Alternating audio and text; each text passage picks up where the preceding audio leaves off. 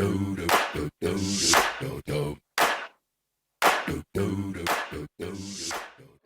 episode 103 of the Matt Ryan Show. This is going to be one of our split episodes again. Ryan, of course, will be giving you his take on this week's topics, which this week's show is our Saints season preview show. We finally get to talk about some Saints football. And then I guess this is the LSU opener 1A show, considering the McNeese State game has technically never happened. But we'll definitely get into both topics. But let's start off with the Saints. The Saints are finally getting off to their regular season opener this week, as they will take on the Arizona Cardinals on the road at University of Phoenix Stadium at 3:05 Central Time on Sunday afternoon. And some quick takes from the preseason is it looks like the Saints still have some question marks on the defense.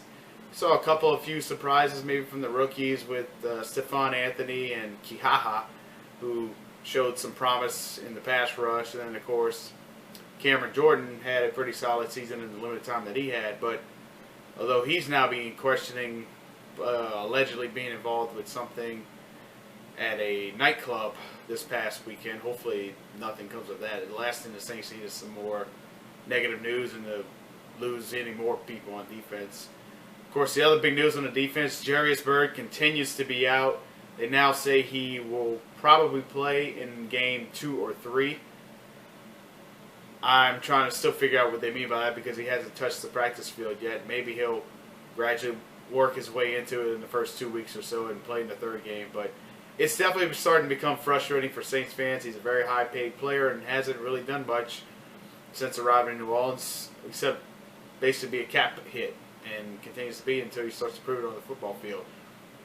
Speaking of the cap, Max Unger, newly acquired Saint in the Jimmy Graham trade, had a very solid season at center to protect Breeze out there. He actually restructured his contract to save $1.5 million on the cap to help the team out. So we'll see what the Saints do with that.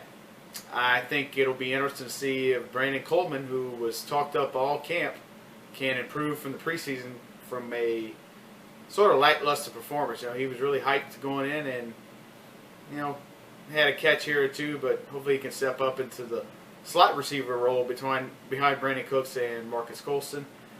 I think it'll be interesting also to see if Mark Ingram can carry the load with Kyrie Robinson for at least the beginning part of the year until C.J. Spiller can get healthy, who hasn't seen the field since the first preseason game. He's probably out the first couple games as well. It seems like the Saints can't catch a break with the acquisitions they've gotten from Buffalo, that's for sure. So we'll see what the Saints can do in their opener. As far as a season preview, earlier in the week I was hesitant, wasn't too high, but Sean Payton really hasn't had back-to-back bad seasons other than 07 and 08, but he had less talent, I think, then, even than he does now with the questions on defense. I think the Saints somehow pull together a 10-6 season and win the NFC South. I don't know if they'll go really any further than that in the playoffs, but it'd be nice just to get back in the playoffs for sure and have a home playoff game in the Mercedes-Benz Superdome.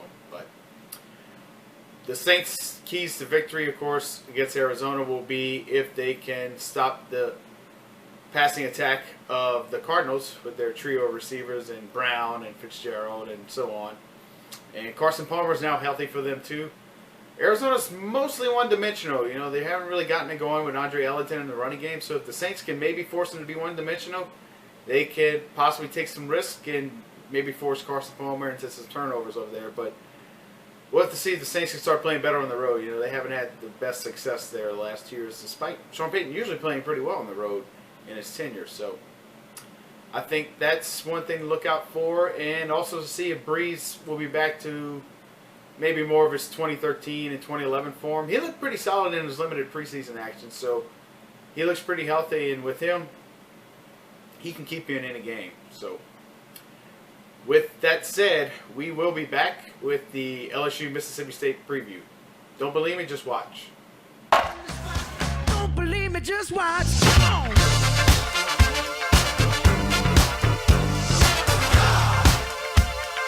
Don't believe me? Just watch.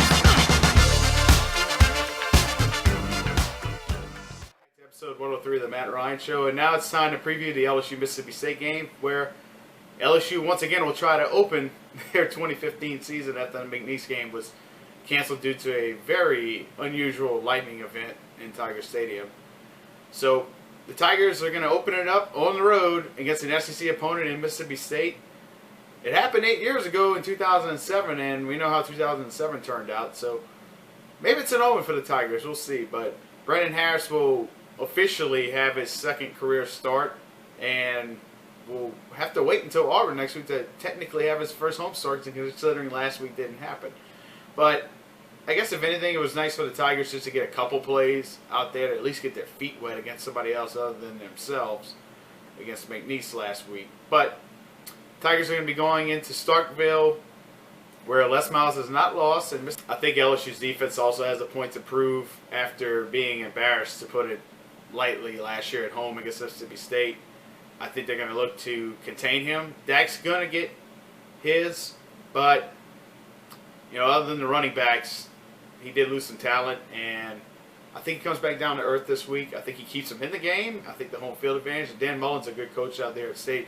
I mean, he's got a 47-31 record out there, which is not an easy feat, including an Orange Bowl appearance and the #1 ranking for about half of the season last year. So LSU can't take this game lightly, but I think the Tigers will be fired up, ready to go, and put down some cowbells with the 31-17 victory. But with that said, that's all I have this week. We'll be back next week. I'm pretty sure Ryan and I will be back in studio both. Just fortunately we got to do some adult things. Called work and other stuff. But with that said, Ryan, of course, will be giving you his take on episode 103. And until next time, as usual, though, good night, America.